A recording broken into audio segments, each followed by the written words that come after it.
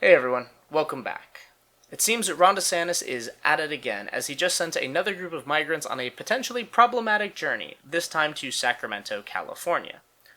Now we could go into detail about the potential issues that this could cause the Florida governor, but I already did that in another video. So instead what I wanted to do is discuss the broader trend that I'm seeing among Republican politicians when it comes to the issue of illegal immigration.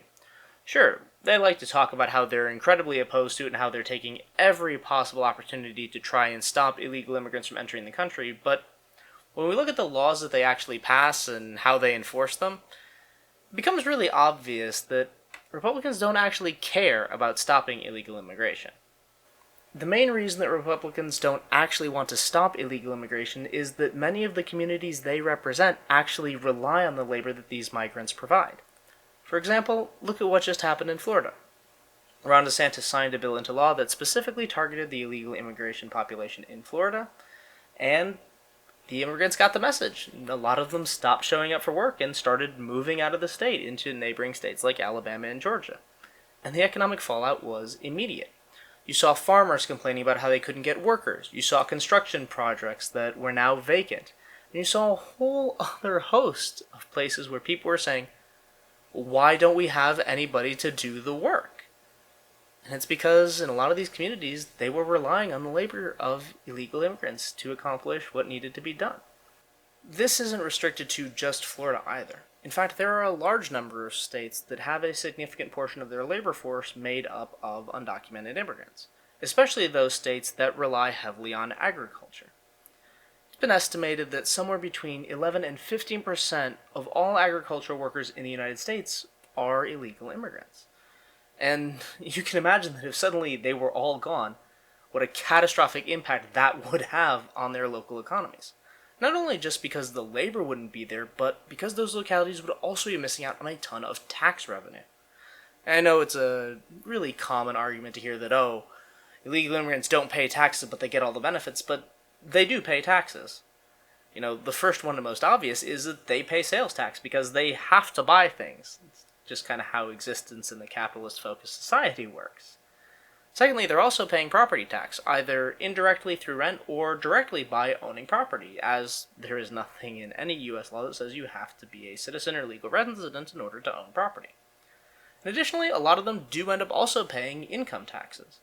Now, they might do this through either having a social security number that is not assigned to them, or by having an individual tax identification number, which is something that the IRS issues to foreign nationals who are not otherwise eligible for a social security number. Additionally, employers might also fake their records because, at some point, they have to explain how their business functions, and if they're only employing undocumented immigrants, well, the books have to show something. Now, with all of those economic interests at stake, it's no wonder that Republican politicians don't actually want to stop illegal immigration. And this is also really evident in the policies that they propose that are supposed to stop illegal immigration. One of my favorite examples of this is the E-Verify system. This was a federal database that was designed to allow employers to easily verify the immigration status of potential employees. It was never mandated at the federal level, but several states did mandate its use, one of the first being Arizona. They implemented that law in 2008, and since then they have prosecuted a whole 3 companies for employing illegal labor. Now, if I was a betting man, I would say that there's been a few more than 3 businesses in Arizona that have employed illegal immigrants as workers since 2008. But that's just me. But even if we look to a more recent example, we can turn to the law that was just passed in Florida. And I want to read for you a couple of statements that Republican representatives who voted for this bill made after its passage. From Representative Roth, we have, quote, "This is more of a political bill than it is policy. I'm a farmer, and I'm mad as hell. We're losing employees.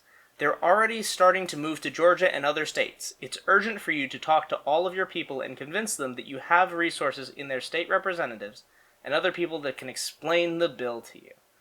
And here he was at an event speaking to his constituents about what was going on in the aftermath of that bill's passage.